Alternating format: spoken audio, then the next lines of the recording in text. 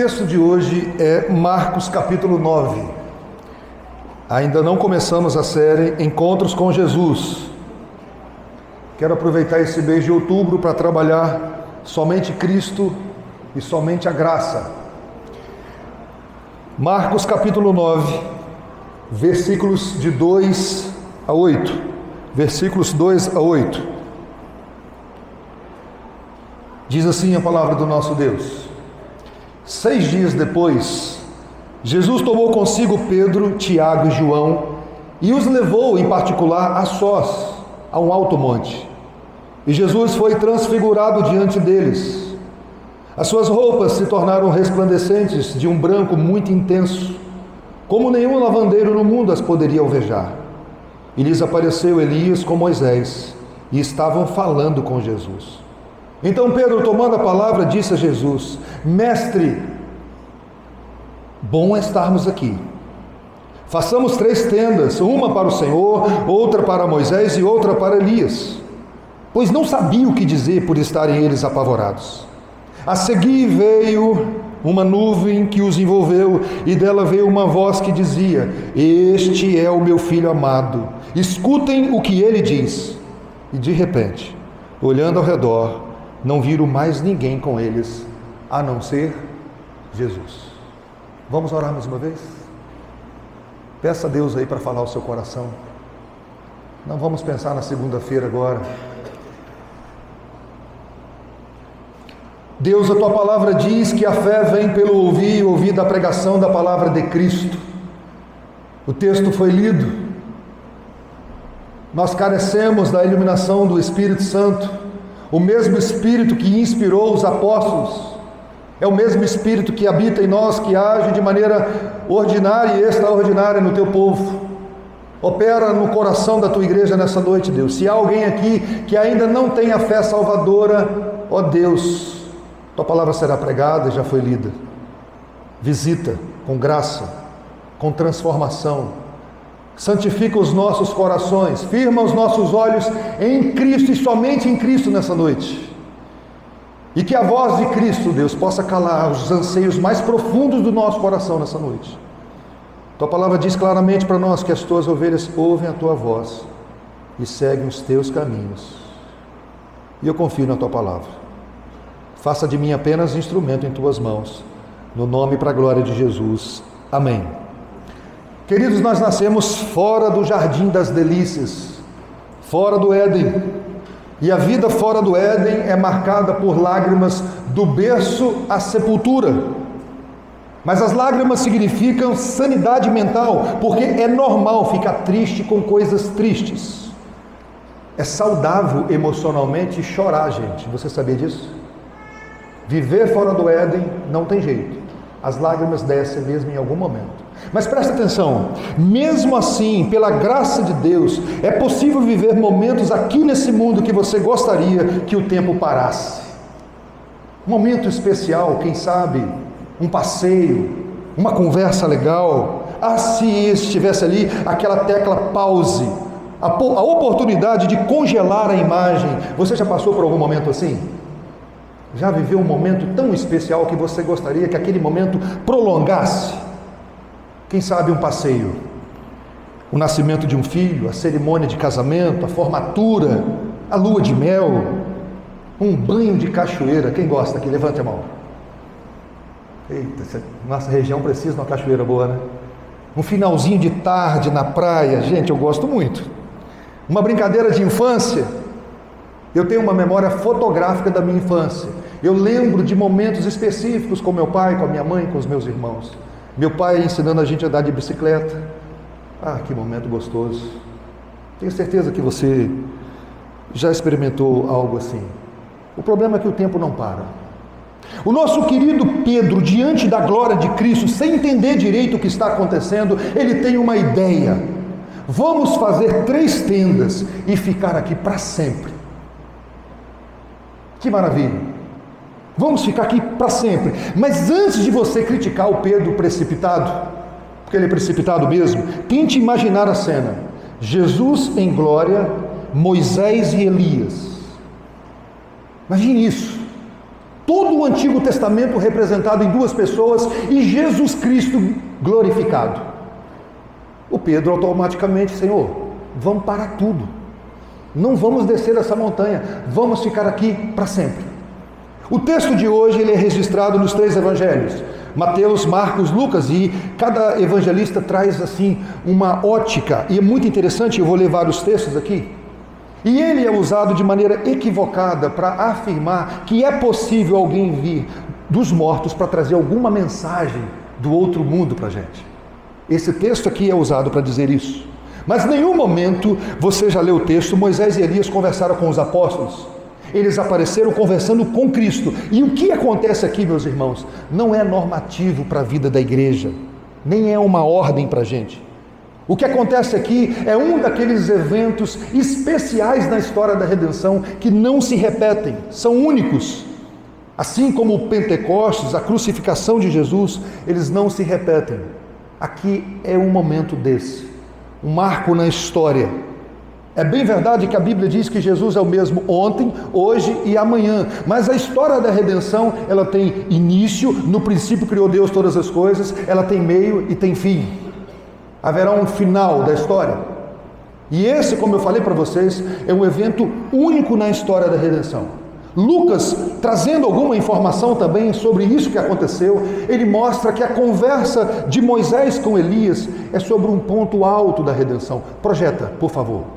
E eis que 2 homens falavam com ele, eram Moisés e Elias, e apareceram em glória e falavam da morte de Jesus que estava para se cumprir em Jerusalém. Moisés e Elias não estão trazendo um recado de outro mundo, eles estão conversando com Jesus sobre aquilo que vai acontecer em algumas horas em Jerusalém, que será a crucificação de Cristo, onde Jesus iria se fazer maldição em nosso lugar, onde ele iria ser considerado maldito de Deus. O texto de Marcos é registrado para nós, e o Evangelho de Marcos ele é dividido ao meio. Você tem uma parte do Evangelho de Marcos que mostra quem é Cristo e o que ele fez. Aqui é já demonstrando o que Cristo veio fazer, qual é o propósito de Jesus. E o texto que nós lemos começa dizendo 6 dias depois. O que aconteceu 6 dias antes, irmãos? Por que o texto começa dizendo 6 dias depois? Sabe o que aconteceu 6 dias antes? A confissão de Pedro. Quando Jesus provocou uma pergunta e disse: o que as pessoas estão falando a meu respeito? Qual foi a resposta dos apóstolos? Uns estão dizendo que o Senhor é Elias e outros estão dizendo que o Senhor é João Batista. Jesus olha para os apóstolos e diz o seguinte: e vocês? Qual é a ideia que vocês têm de Cristo, de mim? Quem sou eu para vocês? O nosso querido Pedro diz assim: tu és o Cristo, o Filho do Deus vivo. Aí Jesus logo em seguida responde: bem-aventurado és tu, Simão Barjonas, porque não foi carne e sangue que te revelou, mas meu Pai que está nos céus. E sobre essa verdade, que eu sou o Cristo, o Filho do Deus vivo, eu edificarei a minha igreja. Pedro fez a confissão correta. Depois dessa afirmação cristalina de Pedro, dizendo que Jesus é o Messias, o Filho do Deus vivo, Jesus começa a falar então da necessidade de ir para Jerusalém. E ele diz: eu vou para Jerusalém, lá eu vou apanhar, lá os religiosos vão me acusar, eu vou morrer na cruz, e ao 3º dia eu vou ressuscitar. E foi para isso que Cristo fez. Jesus veio para morrer, não foi um plano B de Deus. O seu papel messiânico sempre foi o do servo sofredor. Ele é o Cordeiro de Deus que tira o pecado do mundo. Mas nas expectativas dos judeus, Jesus seria tudo menos um servo sofredor. A ideia dos judeus seria o seguinte, gente: Jesus Cristo seria aquele que sentaria literalmente no lugar de Davi, no trono de Davi. E Pedro, influenciado por essa cosmovisão, por essa maneira de enxergar o mundo, ele tenta repreender Jesus, quando Jesus diz que tem que morrer. Pedro começa a tentar pregar para Jesus: mestre, não faz isso, você não precisa passar por isso, tentando convencer Jesus de que ele não deveria morrer na cruz. E qual foi a resposta de Jesus? Projeta. Mas Jesus, voltando-se e vendo os seus discípulos, repreendeu Pedro e disse: saia da minha frente, Satanás. Duro, né? Porque você não leva em consideração as coisas de Deus, e sim a dos homens. O Pedro que disse: tu és o Cristo, filho do Deus vivo, agora está dizendo: não, Senhor, não vai morrer não, não morre não. É muito bom ficar com o Senhor. Aí Jesus diz assim, essa ideia aí, Pedro, é satânica. A cruz é o caminho. E Satanás não quer que Jesus vá para a cruz.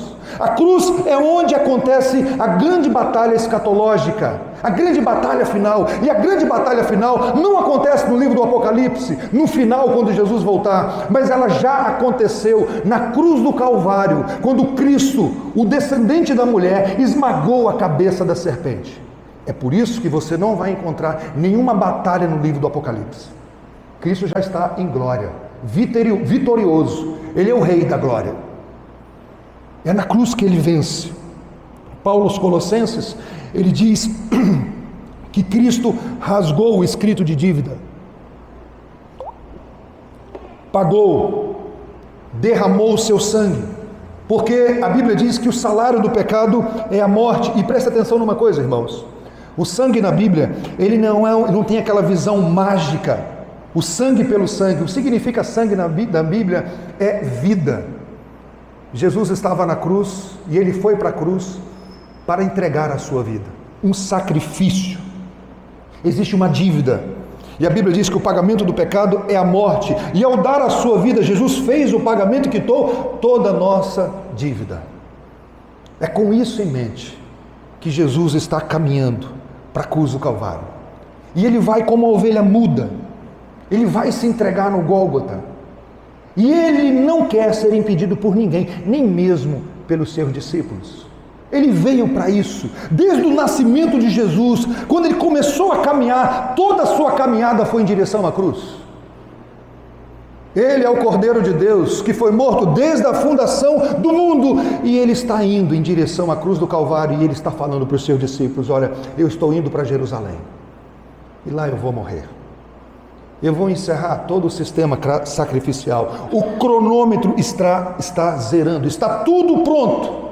E aí o texto diz, projeta: 6 dias depois, Jesus tomou consigo Pedro, Tiago e João, e os levou em particular a sós a um alto monte. E o que o texto diz agora? Jesus foi transfigurado diante deles. As suas roupas se tornaram resplandecentes de um branco muito intenso, como nenhum lavandeiro no mundo as poderia alvejar. Dentro do colégio apostólico, os 12 apóstolos, Pedro, Tiago e João eram aqueles que eram mais próximos de Jesus. E esse encontro aqui é um encontro particular, longe da multidão, sem pessoas endemoniadas. O texto não diz qual monte que aconteceu isso, mas o local não importa. O que importa aqui é o que aconteceu. E aqui acontece algo muito especial, porque o texto de Lucas diz que Jesus começa a orar, e quando Jesus começa a orar, as suas roupas se tornam brancas, que nenhuma máquina de lavar, nenhum sabão Omo consegue produzir.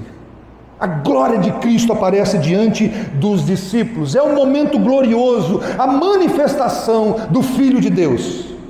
A aparência externa de Jesus muda, e a palavra grega aqui é metamorfo, de onde vem metamorfose, aquele processo que a lagarta se transforma em borboleta. É o que está acontecendo aqui. A glória de Cristo aparece diante dos discípulos.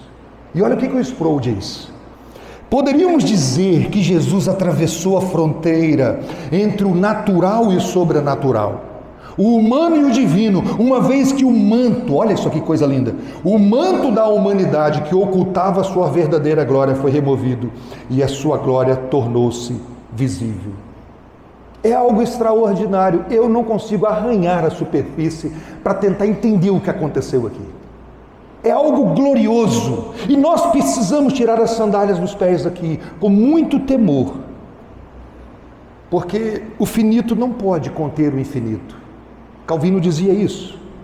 O corpo humano de Jesus não poderia conter a infinitude da deidade do Filho de Deus. Gente, Jesus é verdadeiramente Deus.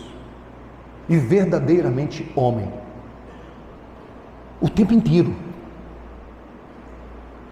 E aqui ele revela a sua glória.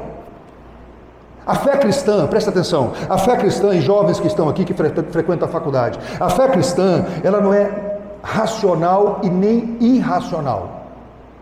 Ela é suprarracional. A razão não dá conta de explicar tudo, mas também não é irracional. Sabe qual é a ideia da fé cristã? Ela é a ideia da inteligência humilhada. É onde nós precisamos nos ajoelhar em vários momentos, porque nós estamos lidando com o eterno, um ser totalmente outro, de outra natureza. E João, que estava aqui nesse evento, quando ele vai escrever o seu evangelho, e eu li isso na liturgia hoje, ele diz: nós vimos a sua glória, a glória como unigênito do Pai, cheio de graça e verdade. Logo em seguida, quando Jesus está ali transfigurado, que eu não consigo nem imaginar que cena é essa, acontece algo mais especial ainda. Projeta o texto. E lhes apareceu Elias com Moisés, e estavam falando com Jesus. Quem é Elias, irmãos? Quem é Moisés? Por que essas duas figuras apareceram aqui, na transfiguração, antes de Jesus ir para a cruz? Esses homens são importantíssimos na história da redenção. Moisés e Elias representam todo o Antigo Testamento. Moisés morreu, já estava morto há 1400 anos, Elias foi arrebatado numa carruagem de fogo há 900 anos. Eles representavam todo o Antigo Testamento. Quem é Moisés? Moisés é aquele que teve o privilégio de sair com o povo do Egito em direção da terra prometida, e ele recebeu a lei de Deus, o Decálogo. Moisés foi uma espécie de mediador entre Deus e os homens. E quem é Elias? Elias é aquele que representa toda a voz profética do Antigo Testamento, toda a voz profética que apontava para Cristo.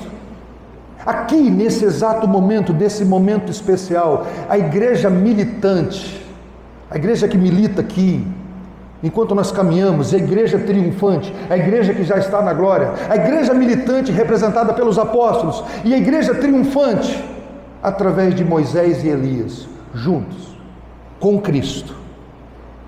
Aproveito para fazer uma propaganda da nossa EBD. Se você não está vindo, você está perdendo, porque nós estamos tratando desse assunto aqui.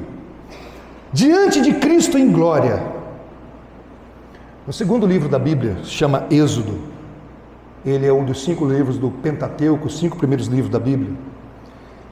Moisés disse algo muito especial certa vez, porque um dia, quando ele foi receber a lei de Deus, ele pediu a Deus: Deus, deixa eu ver a sua glória, deixa eu ver a sua glória. E olha qual foi o pedido de Moisés, olha que pedido ousado: rogo-te que mostre a tua glória, a tua grandeza infinita e beleza indescritível. Moisés agora está vendo a glória de Deus. Por quê? Porque Cristo é a expressão exata do ser de Deus. E Pedro, vamos voltar para Pedro. Pedro, vendo essa cena, Moisés e Elias, o Pedro quase surtou, gente. E como ele é alguém precipitado, ele começa então a fazer um comentário: mestre, bom é estarmos aqui. Se o Pedro conseguisse parar aqui, irmãos, seria o ideal. Mas ele não consegue. Aí ele faz uma proposta para Cristo. Olha o que o texto diz. Então Pedro, tomando a palavra, disse a Jesus: mestre, bom estarmos aqui. Façamos 3 tendas, uma para o Senhor, outra para Moisés e outra para Elias. Qual é, irmãos, a grande heresia de Pedro aqui? Qual é o erro de Pedro aqui? Comparar Jesus com Moisés e Elias. Jesus não cabe em tendas feitas por mãos humanas. Colocar Jesus no mesmo nível de Moisés e Elias é uma heresia. E é o que Pedro está propondo aqui. Ao mesmo tempo que Jesus um dia coube numa manjedoura, a Bíblia diz que o céu é o seu trono, a terra é o estrado dos seus pés. E me veio à memória, quando eu estava preparando esse sermão, quando o nosso querido irmão Davi quis construir uma casa para Deus. E Deus falou assim para Davi: você construir casa para mim? Sou eu que construo casa para você, garoto. Eu que te dou moradia. Que história é essa? Meus irmãos, Jesus não é outro Moisés. Jesus não é outro Elias. Jesus não é mais um homem levantado por Deus para liderar o povo de Deus. Jesus não é mais um líder que aponta para Cristo. Ele é o caminho. Jesus não é mais um que Deus levantou para falar a verdade para nós. Ele é a verdade, o caminho, a verdade e a vida. Tanto Moisés quanto Elias apontavam para Cristo.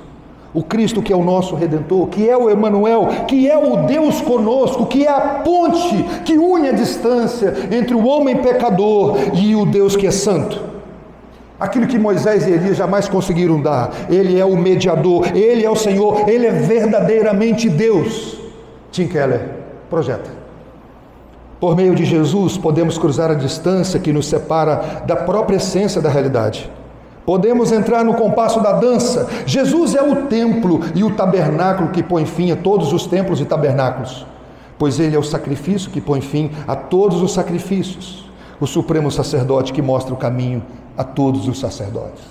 Jesus não veio edificar um novo tabernáculo ou um novo templo. Ele veio tabernacular conosco, morar. Ele que disse: eis que eu estou convosco todos os dias. Não pisquem, irmãos, porque esse assunto aqui é seríssimo. Quando Pedro compara Jesus com Moisés e Elias, uma intervenção divina tem que acontecer. E quem é que faz essa intervenção? O próprio Pai. Olha o que o texto diz. Porque alguém precisa calar Pedro. Pedro está equivocado? Sim. Mas alguém precisa calar esse homem.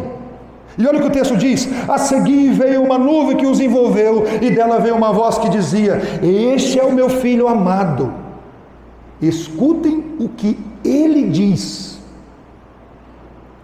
É o meu filho que vocês têm que escutar. O Pai interrompe para deixar claro que Jesus não é meramente um homem entre os três. Não é mais um líder que está sendo levantado. Nós precisamos ouvir Jesus, irmãos, através de Moisés, que é a lei, e através dos profetas, que é Elias.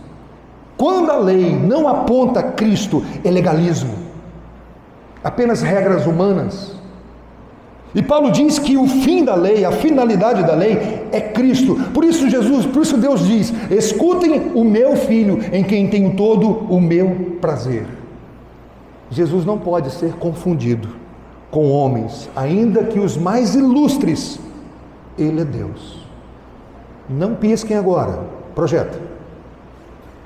Nem todos os falsos pregadores falam falsidade com fim malévolos. Muitos o fazem por ignorância, por falta de conhecimento. Todavia devemos fugir tanto do mal intencionado quanto como dos ignorantes. Pode ser Pedro, se ensinar algo errado, descarte. Pode ser o pastor dessa igreja, se falar algo errado, descarte. Entenderam, gente? Se ele não for verdadeiramente Deus e verdadeiramente homem, ele não salva. O próprio Moisés, em Deuteronômio, ele disse certa vez, projeta o texto por favor: o Senhor seu Deus fará com que no meio de vocês, no meio dos seus irmãos, se levante um profeta semelhante a mim, a ele vocês devem ouvir. O povo que conhecia as profecias, quando viram Cristo, disseram: este verdadeiramente é o profeta que deveria vir ao mundo.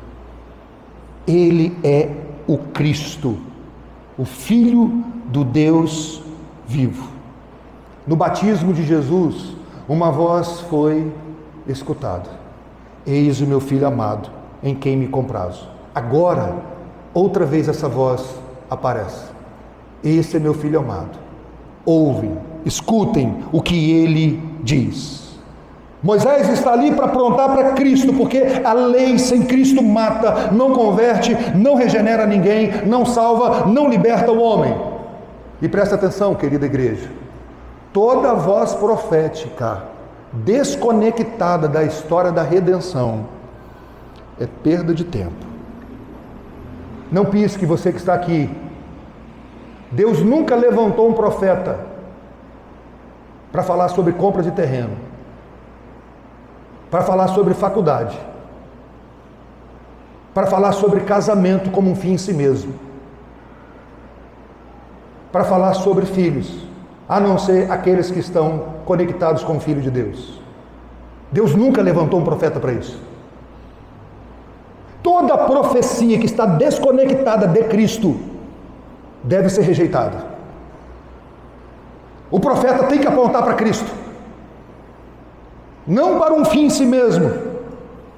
E nenhum profeta na história da redenção foi levantado também para dizer para quem você deve votar, porque sempre aparece. O ano que vem, ano de eleição, sempre vai aparecer um profeta dizendo: assim diz o Senhor, Deus está dizendo que você tem que votar em fulano de tal. Cuidado com isso, é balela, é conversa fiada, saibam disso. Podem falar em nome de Deus, mas as profecias se encerraram em Cristo. Ok, gente? Vamos caminhar um pouquinho mais? Verso 8: e de repente, olhando ao redor, não viram mais ninguém com eles, a não ser Jesus.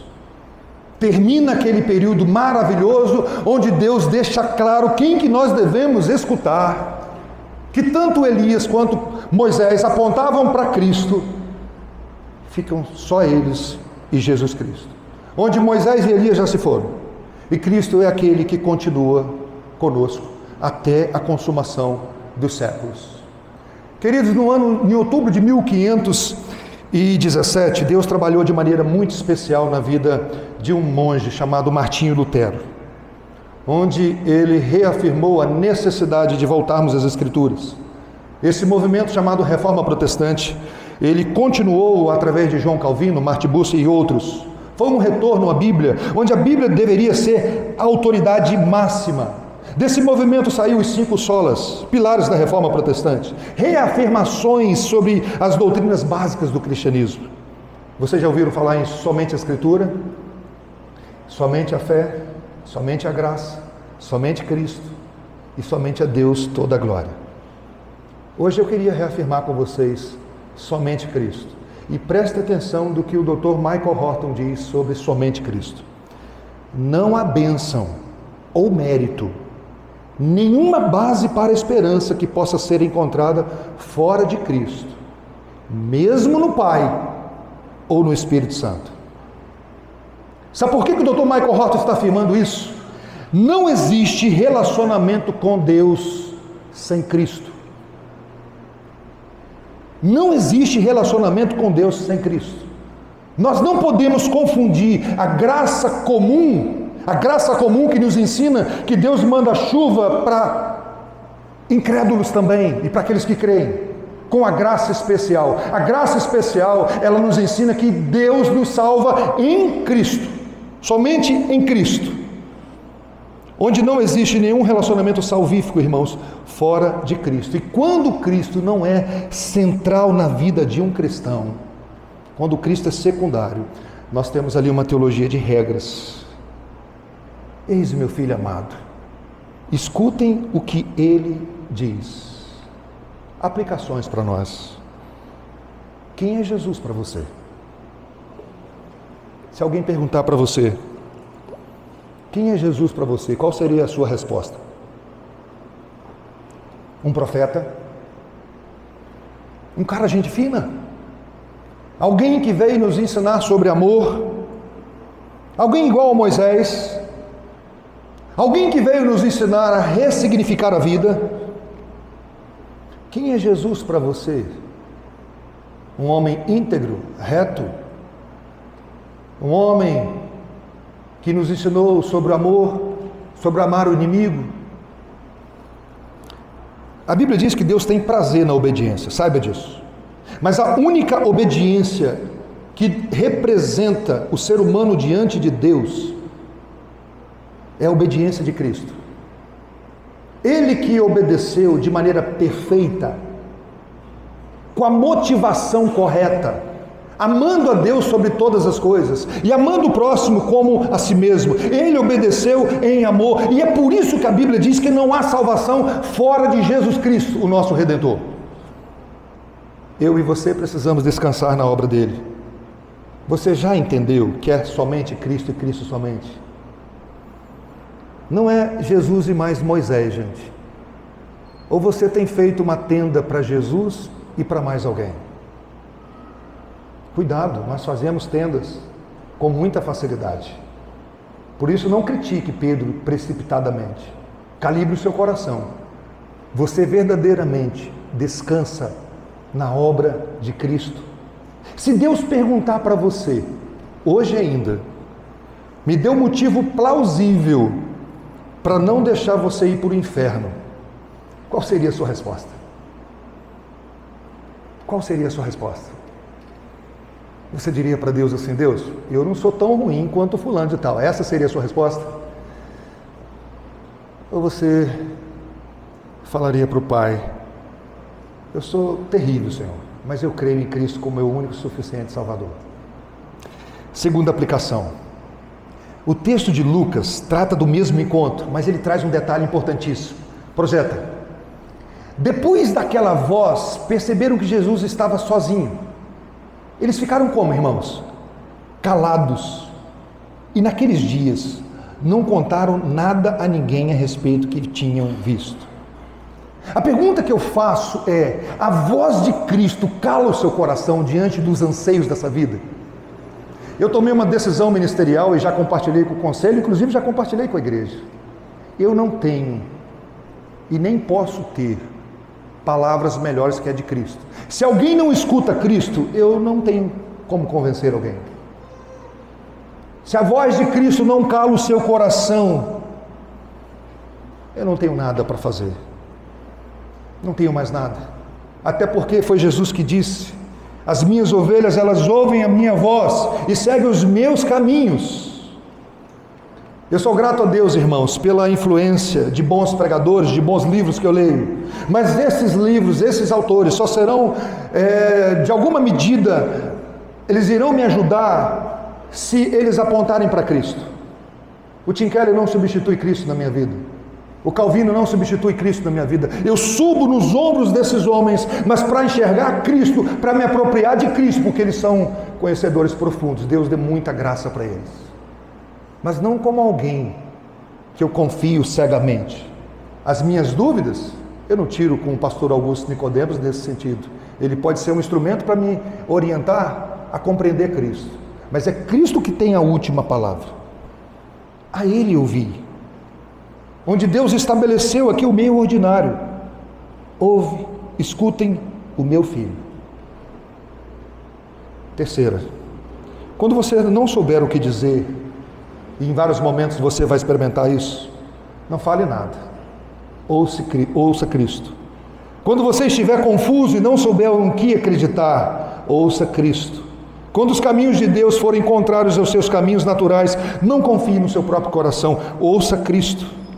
Quando estiver rodeado de grandes mestres e pregadores da Bíblia, autores respeitados, líderes espirituais, não os converta em ídolos. Ouça Cristo. Quando estiver sentido tentado, assim como Pedro se sentiu, ouça Cristo. Livre-se dos seus planos insensatos. Ouça Cristo. Quarta aplicação. Os discípulos tiveram um momento glorioso na presença de Jesus, mas o céu ainda não chegou, gente. Você sabe qual é a próxima cena desse encontro? Termina esse momento glorioso com os seus discípulos e termina ali, eles vão descer a montanha. Sabe o que eles encontram no pé da montanha? Um endemoniado. E os discípulos não conseguiram expulsar o demônio daquela pessoa. A vida aqui é assim. Às vezes nós temos uma experiência gloriosa, aí no outro dia tem um endemoniado esperando a gente. É mais ou menos assim, gente? Por isso não se empolgue tanto com as experiências. O pão de ontem não vale para hoje. Todo dia você precisa aprender com Deus. Assim era no deserto. O pão da segunda não servia para terça. Todos os dias nós temos que aprender a caminhar com Deus. Todos os dias nós temos que aprender, começar de novo, e vamos lá, vamos caminhando, vamos caminhando. No mundo real é assim. Mas um dia tudo isso vai acabar. Um dia a conta vai zerar. Cristo voltará. Mas ainda temos que caminhar nesse mundo. E olha o que o Carson diz. Carson, esse autor aqui. Se tudo o que nos aguardasse fosse humilhação, sofrimento, nossa vida seria triste e sem sentido. O sofrimento será seguido pela glória. É verdade para Cristo, é verdade para os seus seguidores também. Haverá um dia que nós vamos parar de andar no vale da sombra da morte. E será só pasto verdejante, na presença gloriosa desse Deus. Não haverá mais arritmia, ansiedade, dor na coluna, né, Elaine?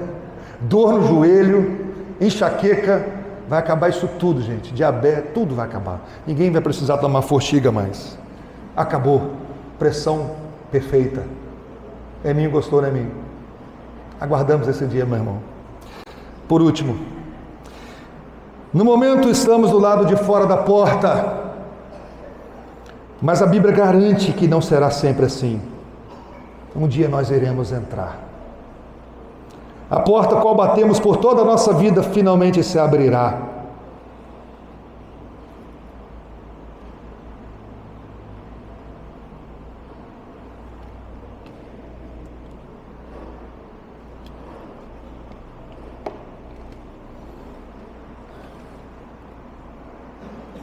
Ele não prometeu ausência de problemas até esse dia. Ele prometeu para a gente presença. Eis que eu estou convosco todos os dias, até a consumação dos séculos. Ele não prometeu para você, você está começando a caminhada com Cristo agora, Cristo não prometeu para você que você não terá problemas nesse mundo. Ele disse de maneira muito clara: eu vou dizer algo para vocês para que vocês tenham paz em mim. Neste mundo vocês vão passar por aflições, mas tem de bom ânimo, eu venci. E aí termino com a frase do Cássio: o Cristo que manifestou a sua glória no cimo do monte desceu com os seus discípulos ao vale, onde sua glória se ocultou mais uma vez. Esse mesmo Cristo descerá com você em qualquer que seja o vale. Amém, gente? Vamos orar? Se você pudesse colocar de pé, vamos falar com esse Deus maravilhoso.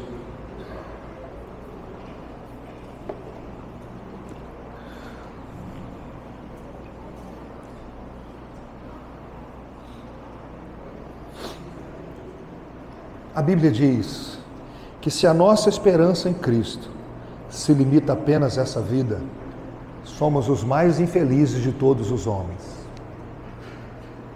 A igreja tem uma esperança. Qual é a esperança da igreja? Maranata.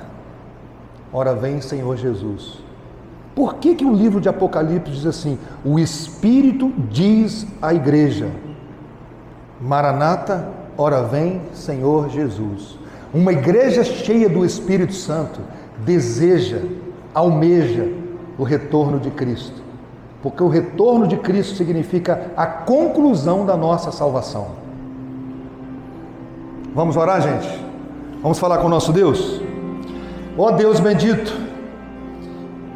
eu não sei como o Senhor aplicou essa palavra ao coração dos meus irmãos.